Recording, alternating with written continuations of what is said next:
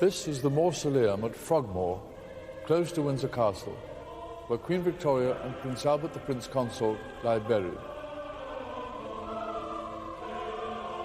As a great-great-grandson, I've always had a considerable fascination for them and the influence they exerted. This film focuses perhaps rather on Prince Albert, who was responsible for some of the things we take for granted in this country today. He helped fashion the constitutional model of our monarchy. He had a hand in social reform. He was a patron of the arts, and he built some of his family's great houses.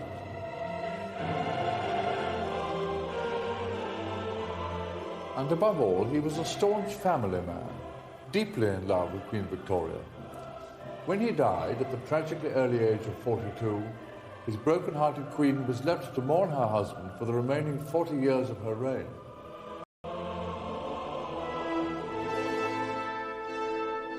I always get a strong feeling of Queen Victoria's sense of loss from this photograph of mine, which shows Prince Albert, and in her own handwriting, Queen Victoria has written, "Beloved Papa," meaning Albert, from poor, broken-hearted Mama. When she wrote it, the Prince Consort had already been dead for 2 months. No human power will make me swerve from what he decided and wished. Queen Victoria vowed sadly after the Prince Consort's death, and right up until the Queen's Diamond Jubilee in 1897 that crowned the remaining 40 years of her lonely reign, she was guided by Prince Albert. The man she had loved so passionately at the beginning of her life was now no longer at her side. But his legacy still lives on here in this country.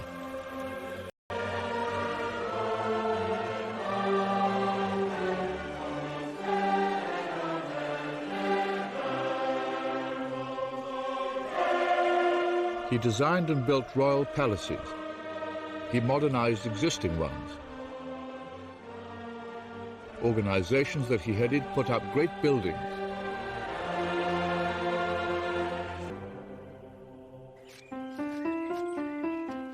Before he was 30, Prince Albert designed and built Osborne House on the Isle of Wight as a romantic hideaway for the Queen and his family. The house remains much the same as it was then, a tribute to the remarkable artistic taste of the Prince Consort. The Queen wrote in her journal, the great diary she kept for 70 years. How happy we are here, and never do I enjoy myself more than when I can be so much with my beloved Albert and follow him everywhere. We have to remember that Queen Victoria was only 18 when she became sovereign.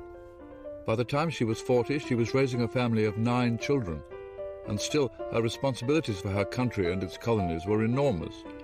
She'd also survived a lonely and friendless childhood. As Queen, she'd grown totally dependent on Prince Albert. Victoria wrote, "Consequently, I owe everything to dearest Papa, Albert. He was my father, my protector, my guide and adviser in all and everything. My mother, I might almost say, as well as my husband. I had a very unhappy life as a child, had no scope for my violent feelings of affection, had no brothers or sisters to live with, never had a father." Princess Victoria's childhood was spent at Kensington Palace a few years after the Battle of Waterloo. Her father had died before she was 1, and Victoria was brought up by her mother, the Duchess of Kent, and her close confidant, Sir John Conroy. They devised what came to be called the Kensington system, which was a plot to make the Duchess of Kent regent when Victoria came to the throne. Their scheme was to manipulate and coerce the young child into doing what they wanted.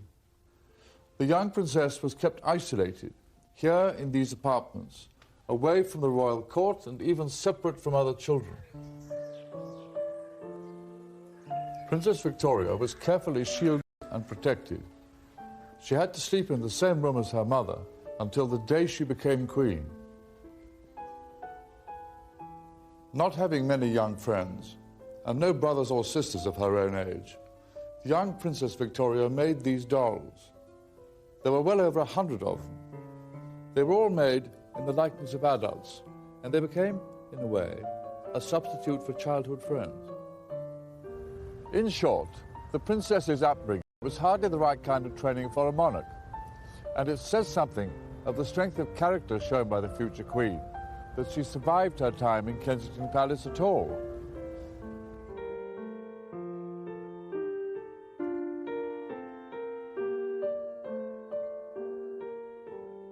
Princess Victoria's first cousin was being brought up with his brother here in Coburg in the middle of Germany.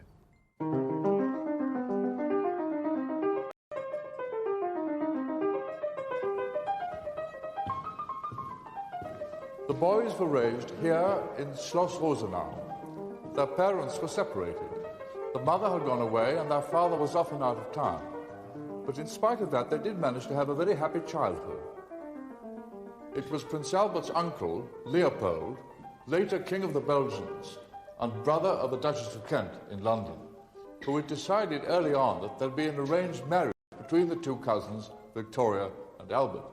Now, for the relatively minor house of Saxe-Coburg here in Germany, to be linked by marriage to the English sovereign represented a considerable increase in status. But what young Prince Albert lacked in wealth, he made up for in hard work and artistic and intellectual ability. Albert and his brother Ernest were not only composers and pianists, but they were also considerable draftsmen. All of these by Albert. And the interesting thing is, I think this one here was done when he was only 7. This is a rather fine sketch of a man in armour, and this one here is of a poor lady who was about to meet some awful fate, I think as a Sabine. Both of them were done when he was only 13. The brothers were great lovers of natural history, and they started a small collection which later became a museum. Here are some examples of what they had collected. They're predominantly birds, and this was an interest which, certainly in the case of Prince Albert, was something which was to be with him all his life.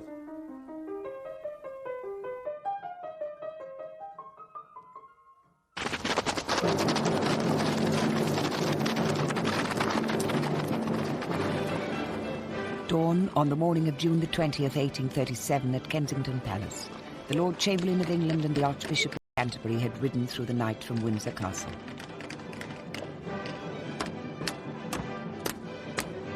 Open up in the name of the Queen!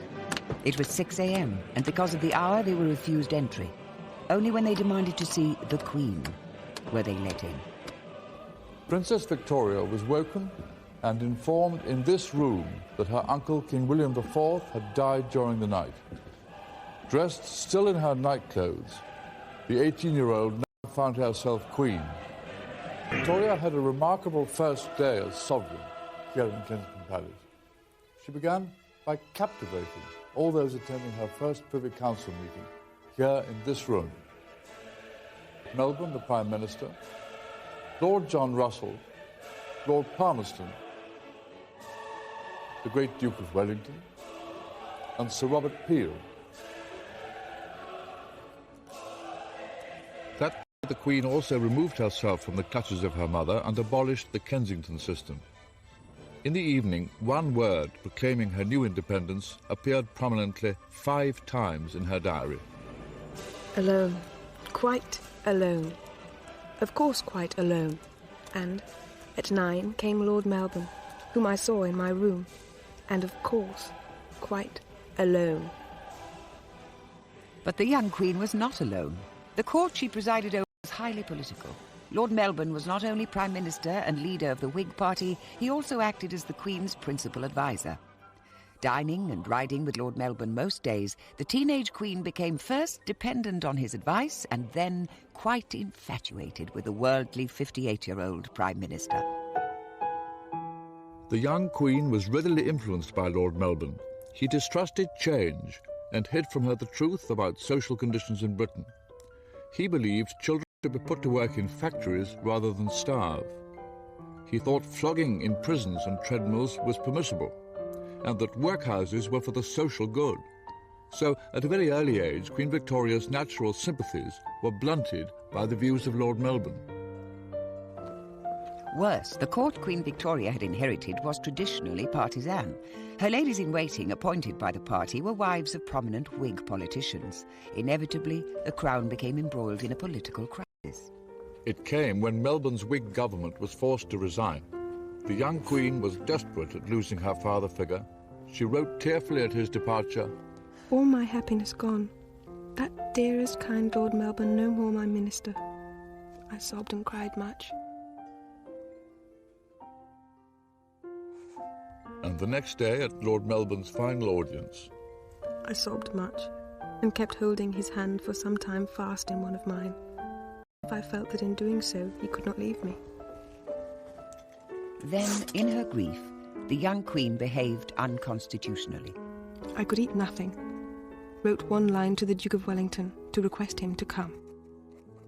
Instead of calling upon Sir Robert Peel, the leader of the opposition, to form the new government, the Queen asked another close friend, the powerful Duke of Wellington. The Queen was playing a dangerous political game to get her way. Wellington wisely declined. Ma'am, here is my list of cabinet appointees. The disgruntled Tory opposition leader Peel retaliated. And my request, ma'am, is that you remove your...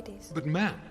The Queen was asked to replace her ladies of the bedchamber, many of whom had become personal friends, but all of whom were Whig supporters. The Queen adamantly refused. In the deadlock that followed, Peel said he could no longer form a government. Triumphant, the Queen wrote back to Lord Melbourne. I was calm, but very decided. The Queen of England will not submit to such trickery. Keep yourself in readiness, for you may soon be wanted. Queen Victoria then asked Lord Melbourne, her mentor and favourite, to return and form another government. And that brought an end to what became known as the bedchamber plot. It was an incident in which the young Queen was seen to exceed her role as sovereign. Changes would have to be made. Prince Albert Saxe-Coburg-Gotha, just 20, found himself in this volatile atmosphere in October 1839. To encourage the union between the two royal households, he had travelled all the way from Germany to meet Queen Victoria at Windsor. The Queen saw Prince Albert at the foot of the main staircase. That night she wrote, It was with some emotion that I beheld Albert, who is beautiful. and then she went further. Albert really is so excessively handsome. Such beautiful eyes, an exquisite nose, and such a pretty mouth. A beautiful figure, broad in the shoulders, and a fine waist. In an instant, Queen Victoria had fallen hopelessly in love. By protocol, the Queen had to propose. Within 5 days, she had asked Prince Albert to marry her. Albert wrote, Dearest, greatly beloved Victoria, how is it that I have deserved so much love, such affection? Heaven has sent me an angel whose brightness shall illume my life. In body and soul, ever your slave, Albert. What started as an arranged marriage had been transformed and became one of the most important in British history. It took place in St. James's Palace in February 1840. But on the wedding day itself, the Times could only sneer about the young foreigner marrying the Queen. The Prince began diligently looking for roles that would enhance his prestige and influence. First, he turned his energies to reorganizing the antiquated royal household. But Prince Albert's most pressing concern was to ensure the monarchy stood once and for all above party politics. With the Queen now expecting a child, it was suggested that Prince Albert should replace Lord Melbourne and act as her principal advisor. He seized the chance. The Home Secretary, Your Majesty. From then on, he took notes of ministerial meetings and drafted all the Queen's government letters. I resolutely hold myself aloof from all parties.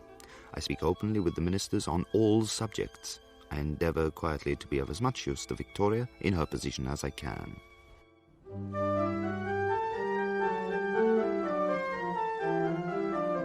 Sir Robert Peel was aware of Prince Albert's artistic talents and invited him to chair the Royal Commission to select pictures for the newly built Palace of Westminster.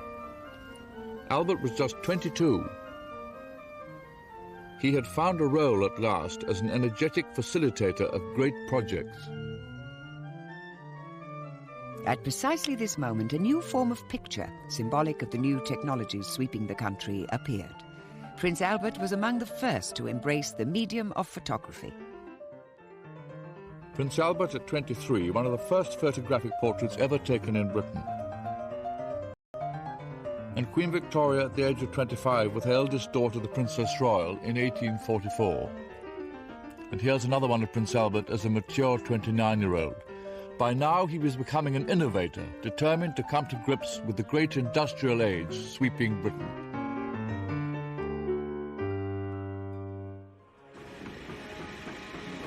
Britain and the rest of Europe were going through a dramatic change. The Industrial Revolution was producing great factories and railways. But alongside that came another kind of revolution, social unrest. As people's earnings and rights increased, so did their aspirations. But living conditions in the centres of work did not keep pace. Prince Albert, rather than the Queen, was aware that the times were dangerous.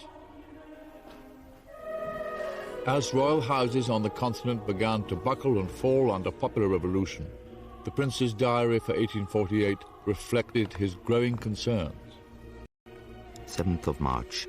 The property of the French royal family is sequestered at Paris. 10th of March. Riots in Munich. 17th of March. Great riots among the peasantry in Swabia. 18th of March. News of revolution in Berlin. 4th of April. Disquieting views from Ireland. 11th of April. Increase in anarchy in Germany. 18th of April. A long conversation with Lord Shaftesbury as to what can be done for working classes. The view of the great social reformer Lord Shaftesbury was that Prince Albert should use his increasing power and prestige to put himself at the head of all social movements in art and science, and especially of those movements as they bear upon the poor, and thus show the interest felt by royalty in the happiness of the kingdom. Lord Shaftesbury suggested that Prince Albert view a new type of housing that was being built in London for workers. Fit neither for man nor beast. Shaftesbury then asked him to chair a meeting of the Society for Improving the Condition of the Labouring Classes, a new organisation building experimental mass housing. I have just come from the model lodging house, the opening of which we celebrate this day. And I feel convinced that its existence will, by degrees, cause a complete change in the domestic comforts of the labouring classes. It will show to those who possess capital to invest that they may do so with great profit and advantage to themselves, at the same time dispensing those comforts to the poorer brethren. Prince Albert decided to put the royal family to work. Against a background of demonstrations by the Chartist movement, the milder reflection here of the republicanism sweeping Europe, the royal family was seen increasingly among their subjects. The prince himself took a number of roles as president of charitable and educational organizations, opening new hospitals and libraries. He tried to convey his genuine social concerns to the Queen. In April 1848, the Chartist movement expected to march on Parliament with 500,000 men, but only 23,000 turned up. Prince Albert wrote, "We had our revolution yesterday, and it went up in smoke. The law was victorious. I hope this makes a good impression on the continent." Despite events elsewhere, the Crown, it seemed, had never been more popular, and to give the Queen and her family more security and privacy, Prince Albert had built Osborne House, a country retreat on the Isle of Wight. Dispensing with architects and working with expert builders like Thomas Cubitt, Prince Albert found time to design and supervise the building of Osborne House himself. Its conception tells us much about the prince's ideas for fusing art with modern technology. This is the drawing room used by the Queen and her family after dinner. The Prince Consort had designed it in an L shape so that the Queen and her guests could sit here, undisturbed by the gentlemen playing billiards in the other part of the room. Queen Victoria actually played billiards herself here sometimes in the afternoons. Osborne was above all a family home, and by 1857 all 9 children of the royal couple had slept in this nursery.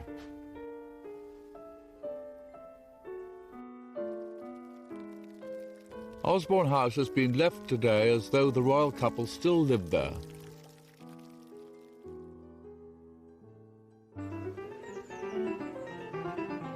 Prince Albert laid out the park, planted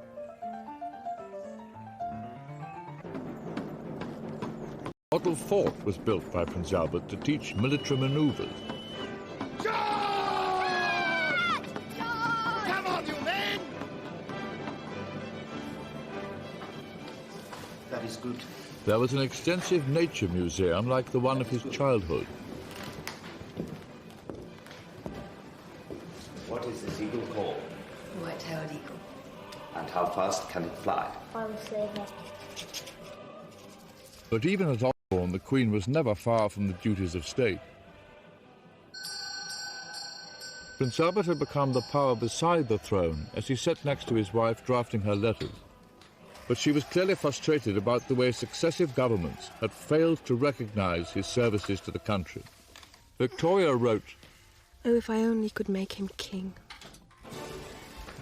To compensate, the Queen had a second door made leading into the council room at Osborne so that they could enter simultaneously for council meetings.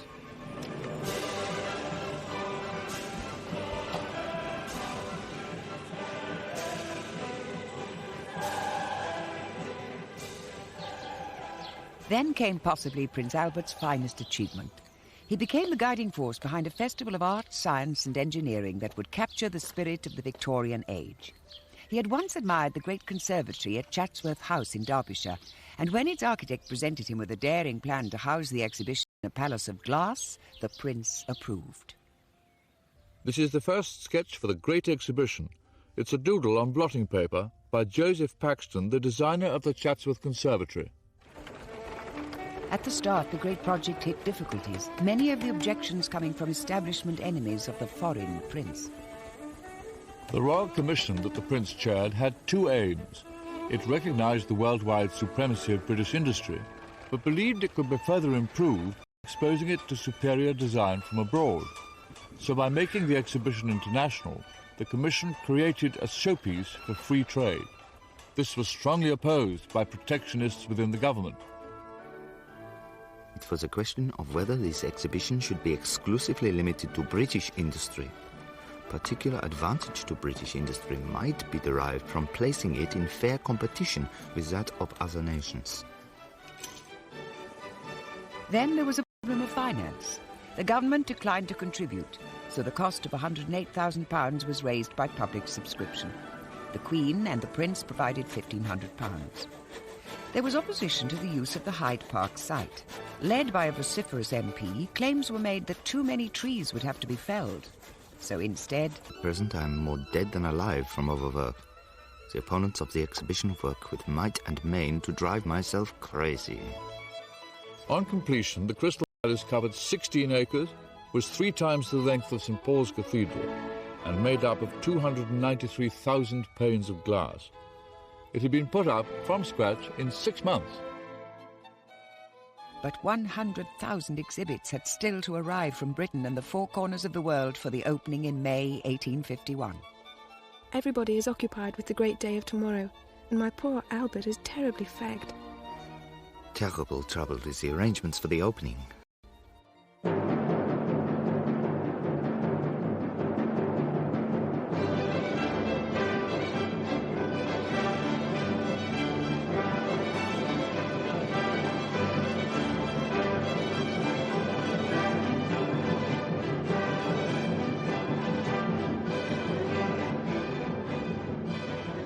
This day is one of the greatest and most glorious days of our lives, with which, to my pride and joy, dearly beloved Albert is forever associated.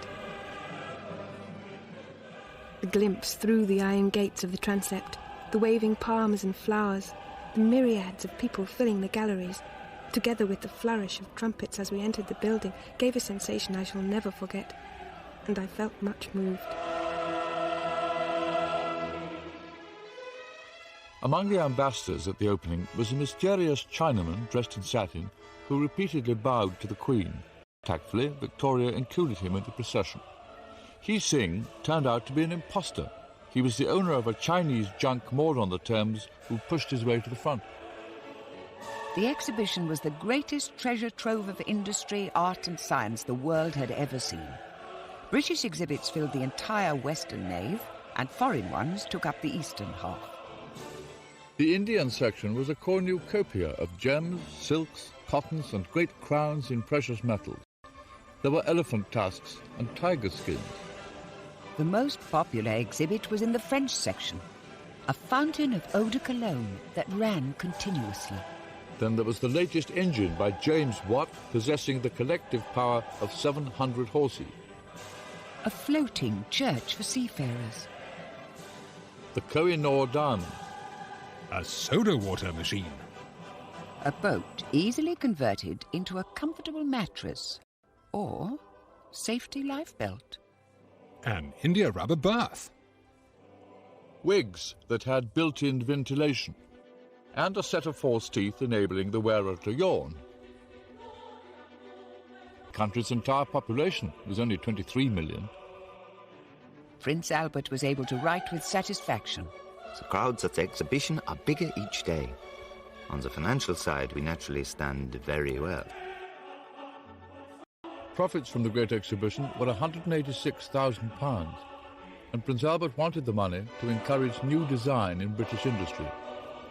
The catalyst for the new schools of design would be a great cluster of museums in Kensington. His ideas led to the Science Museum, the Natural History Museum, the Victoria and Albert Museum for Arts and Design, and the Albert Hall for music and science exhibitions.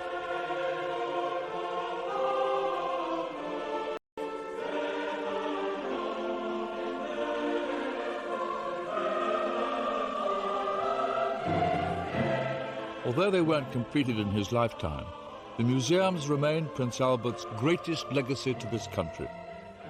And they extended the influence of science, art and design upon industry as a whole.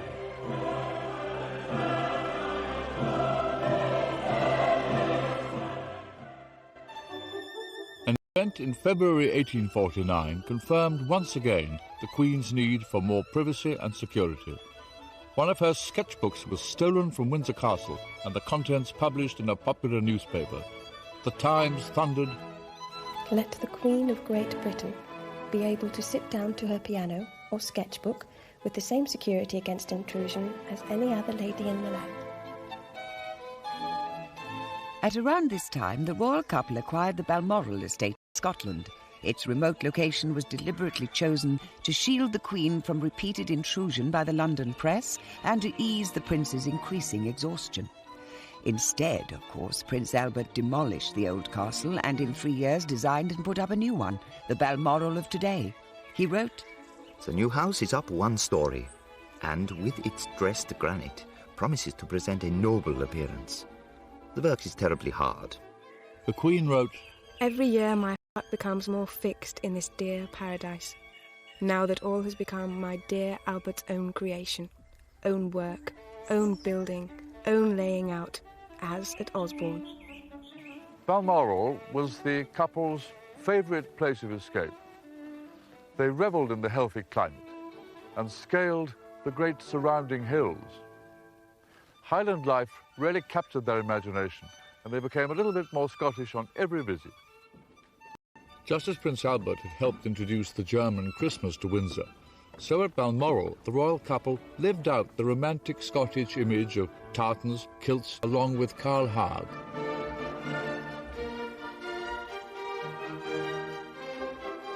Even the gillies were painted.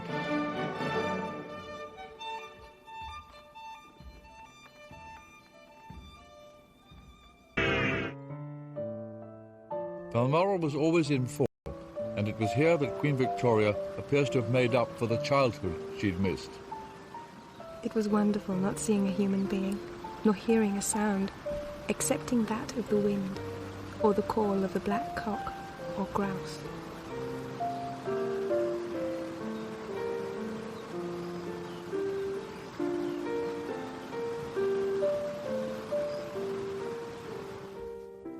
One of Queen Victoria's favourite houses, and certainly the most modest, was here at Otnadusach, on the shores of Loch Mick, about 7 miles from the castle. There were 2 gillies cottages, And when the family wanted to be informal, they came and stayed here on one side, which was joined by a covered passage to the other cottage where the servants were. The Queen wrote, With the washing and cooking and everything going on in a line with one's own dwellings. Court painters recorded the Queen fishing and stalking deer. She was taught by local tenants. A salmon was speared here by one of the men, after which we were very successful. 7 salmon being caught, some in the net and some speared.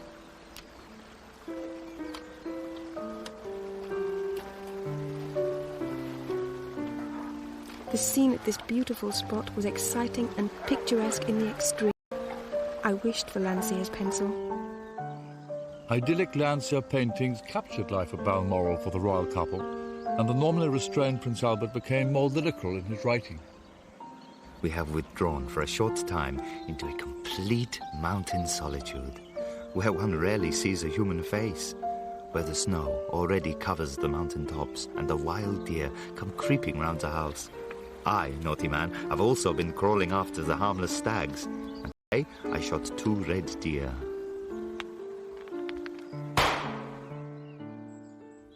Suddenly, while he was at the height of his powers, Prince Albert found himself in a very vulnerable position.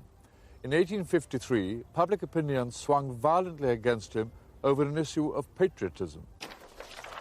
It became known that the prince had advised the Queen against sending a British force to the Crimea to stop Russian expansion in the eastern Mediterranean.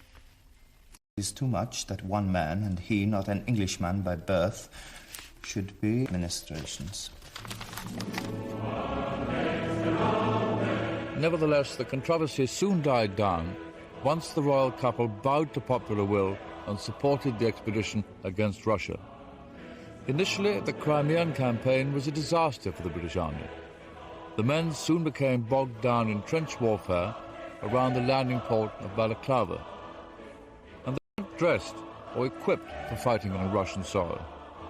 There were no proper field hospitals, and the dead were buried in rows by the ships in port.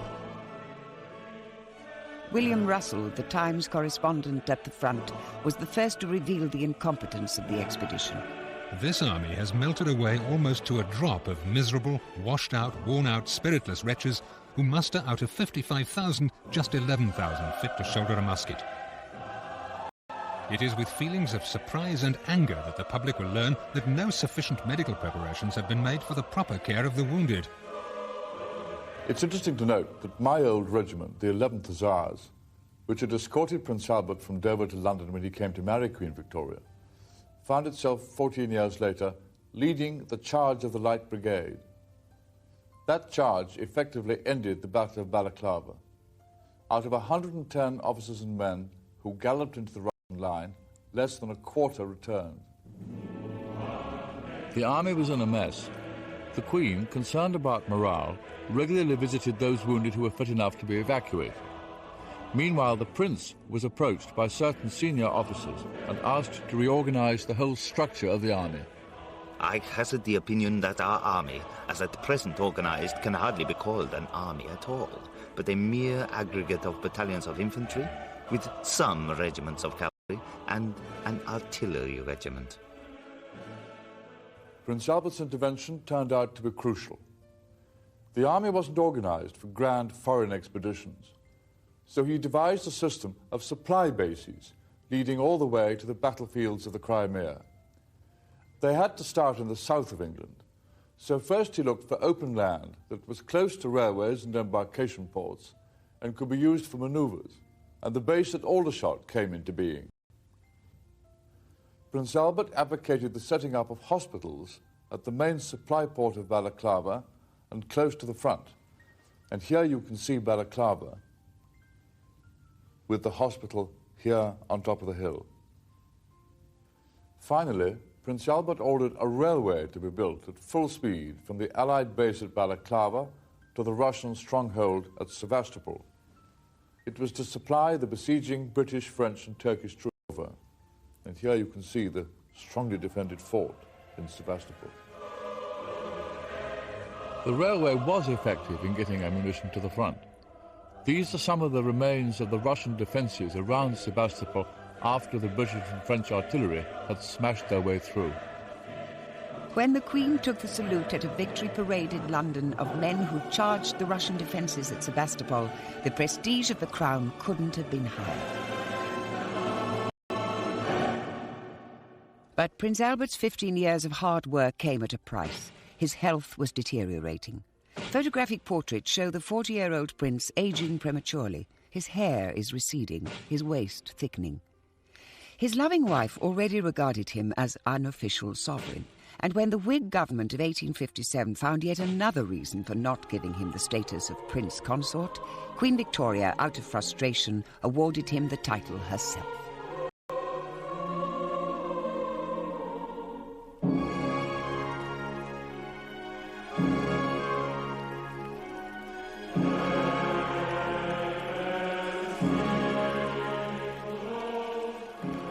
In December 1861, the idyllic marriage was suddenly over. Prince Albert had caught a chill. The doctors, terrified of alarming the Queen, kept the seriousness of his illness from her.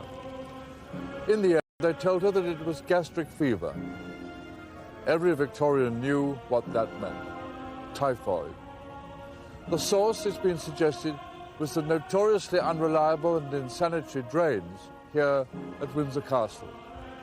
Throughout December, his condition gradually deteriorated.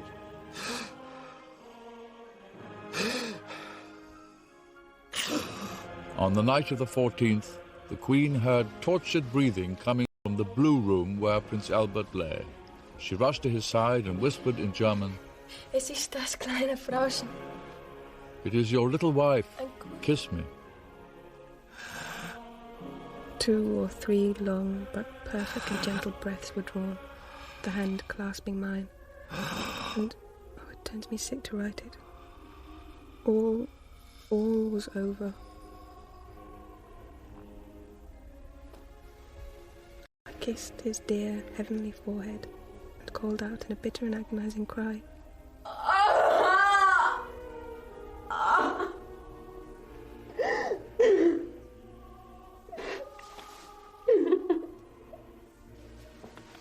I went to my room, and there sat, gazing wildly, and as hard as stone on my maids.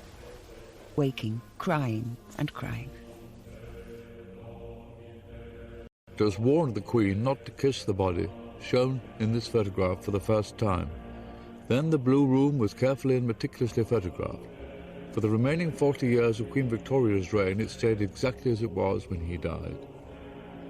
As the bell of St. Paul's began to toll, the whole country went into mourning. The Queen wore black until the end of her days, and the effigy of the Prince Consort was present at all large family gatherings. A great statue was put up at Balmoral.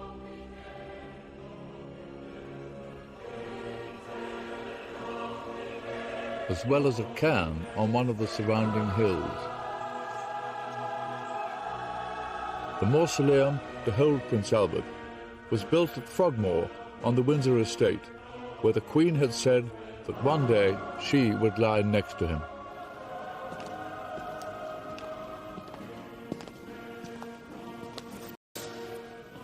After the Prince Consort died, Queen Victoria cried in her anguish, There is no one left to call me Victorian now.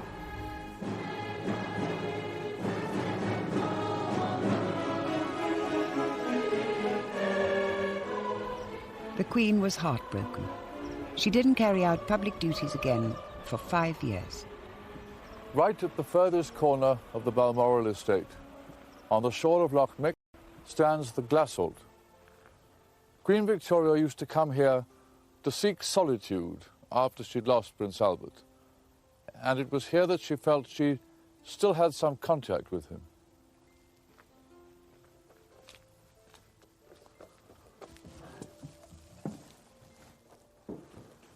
The house has hardly changed at all since the Queen lived and grieved here for the prince who'd done so much to change her life and the life of this country.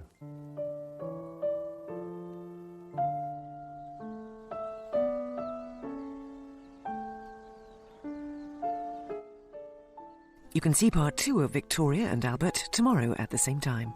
On UK History in a few minutes, The Face of Tutankhamun.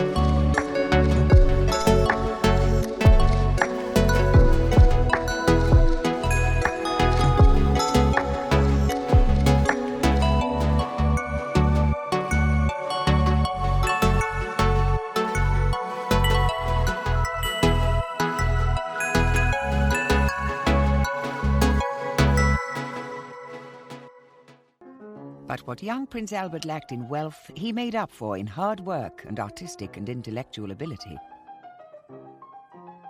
Albert and his brother Ernest were not only composers and pianists, but they were also considerable draftsmen. All these by Albert. And the interesting thing is, I think this one here was done when he was only 7. This is a rather fine sketch of a man in armour, and this one here is of a poor lady who was about to meet some awful fate, I think as a Sabine. Both of them were done when he was only 13.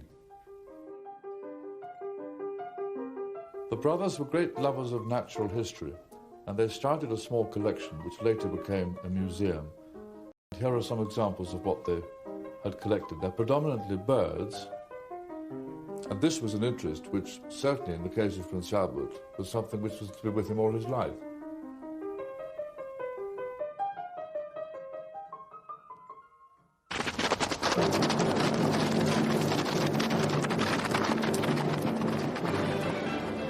Dawn on the morning of June the 20th, 1837, at Kensington Palace. The Lord Chamberlain of England and the Archbishop of Canterbury had ridden through the night from Windsor Castle.